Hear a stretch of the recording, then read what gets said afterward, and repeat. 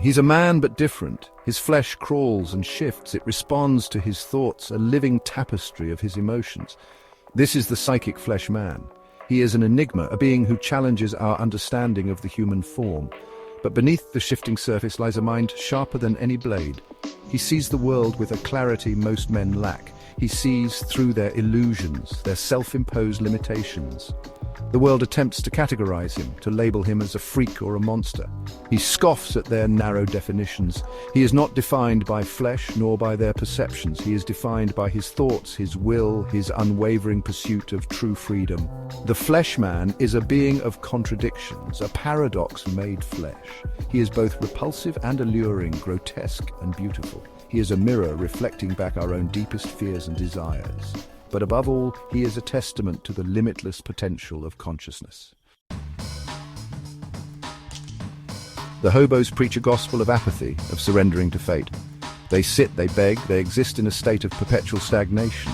The flesh man sees this and feels only contempt. To him, true freedom is not the freedom to be idle, it is the freedom to act, to create, to shape one's own destiny. He observes them huddled around their pathetic fires, their eyes glazed over with indifference. They claim to have found freedom in their vagrancy, in their detachment from societal expectations, but the flesh man sees only chains.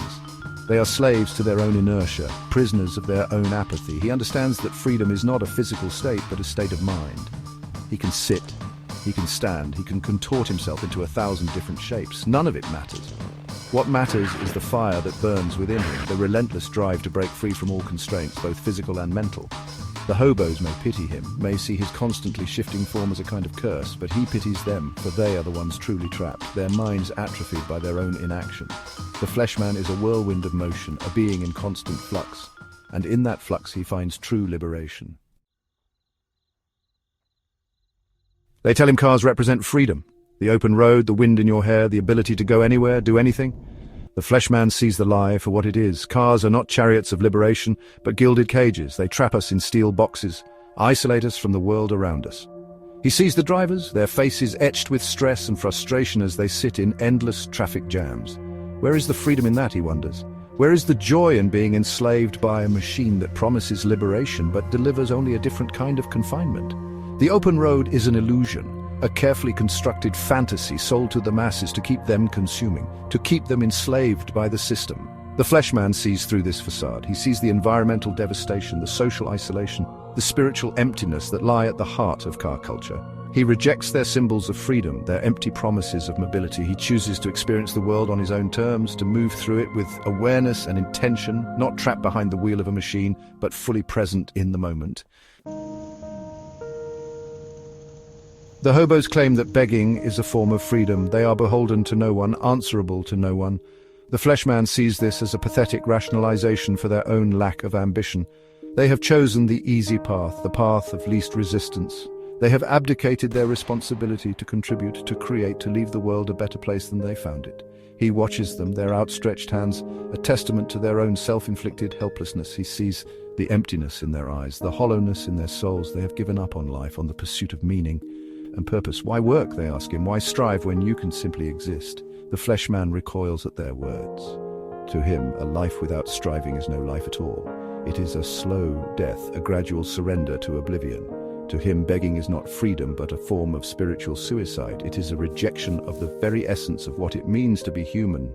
The flesh man refuses to live on borrowed time, to subsist on the charity of others. He chooses to forge his own path, to create his own destiny. Section 5. The Psychic Echo. A glimpse into the flesh man's mind. He's not of this world, not entirely. His mind is a swirling vortex of psychic energy, a kaleidoscope of thoughts and emotions that defy categorization. He sees the interconnectedness of all things, the delicate web of cause and effect that binds us all. He can feel the pulse of the city, the collective heartbeat of humanity. He sees the beauty and the ugliness, the love and the hate, the hope and the despair, all swirling together in a chaotic symphony of existence. But within the chaos he also finds clarity. He sees the patterns, the rhythms, the underlying order that governs the universe. He understands that true freedom lies not in rejecting society, but in transcending it, in rising above the limitations of our physical existence and tapping into the limitless potential of our minds. The flesh man is a conduit, a receiver and transmitter of psychic energy. He is a bridge between worlds, a glimpse into the hidden dimensions of reality. And through his unique perspective, he offers us a glimpse of our own potential, if only we dare to embrace it. Section 6, challenging the hobo, ethos, work worth, and the will to act. Why work, the hobos ask, their voices heavy with disdain. Work is for fools, for those who are content to be cogs in the machine. The fleshman finds their logic flawed, their reasoning shallow.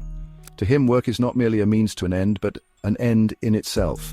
It is through work, through creation, through the act of shaping the world around us that we find true meaning and purpose. To deny the value of work is to deny a fundamental aspect of the human experience. He sees the dignity in labor, the satisfaction that comes from creating something of value. He sees the connection between work and self-worth, the sense of accomplishment that comes from a job well done. The hobos, in their idleness, have become disconnected from this fundamental aspect of human nature. But we are free, they protest. We are beholden to no one.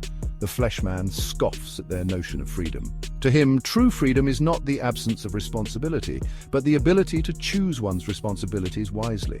The hobos have chosen the responsibility of inaction, of passivity, of letting life pass them by. Section 7, echoes of Orwell, parallels to societal control and rebellion. The fleshman's struggle against the prevailing ethos of the hobos is not merely a personal one, it reflects a larger societal struggle, one that has been explored in literature and philosophy for centuries. One can't help but see echoes of Orwell's 1984 in the hobos' passive acceptance of their lot, their willingness to be controlled by forces beyond their comprehension. Just as the citizens of Oceania were conditioned to accept Big Brother's rule, the hobos have been conditioned to accept their own powerlessness. They have internalized the message that they are insignificant, that their actions don't matter, that they are powerless to effect change. The fleshman, in his relentless pursuit of autonomy, represents a form of rebellion against this insidious form of control. He refuses to be defined by the limitations imposed upon him by society. He chooses to think for himself, to act according to his own conscience, to forge his own path in the world. His very existence is a challenge to the status quo, a testament to the power of the individual to resist conformity. He is a beacon of hope in a world that often seems determined to crush the human spirit. Section 8, beyond the gutter, aspiration versus resignation. The image of the hobos huddled in the gutter, their hands outstretched for scraps, is a powerful one. It represents resignation, a surrender to the belief that life is inherently unfair, that some are destined to succeed while others are fated to fail. The fleshman rejects this fatalistic worldview. To him, the gutter is not an endpoint, but a starting point. He sees the potential for greatness in every human being, regardless of their circumstances. He believes that we all have the power to overcome adversity, to rise above our challenges, to create a better future for ourselves and for generations to come. But this requires effort. It requires struggle. It requires a willingness to confront the status quo and demand something more from life. The hobos have chosen the path of least resistance. They have settled for a life of mediocrity, of dependence, of spiritual poverty. The fleshman, in his relentless pursuit of self-actualization, challenges us to expect more from ourselves, to strive for something greater than mere existence. He reminds us that true freedom is not found in the gutter, but in the relentless pursuit of our full potential as human beings. Section 9, a final thought, the fleshman's legacy of self-determination. The psychic fleshman, with his grotesque form and his unwavering spirit, is a stark reminder that true freedom is not granted, it is earned. It is not the absence of struggle, but the triumph over it. He stands as a stark contrast to the car-worshipping, apathetic hobos, a living testament to the power of will and self-determination. He may be a being of flesh, but his true power lies in his unwavering spirit, his refusal to be defined by the limitations of his physical form or the expectations of society. And in that, he offers us all a powerful message of hope and inspiration. We may not all be psychic fleshmen, but we all possess the capacity for self-determination, for forging our own paths in the world. The choice is ours, to embrace the freedom of action or to remain mired in the stagnation of apathy. The fleshman has made his choice. What will yours be?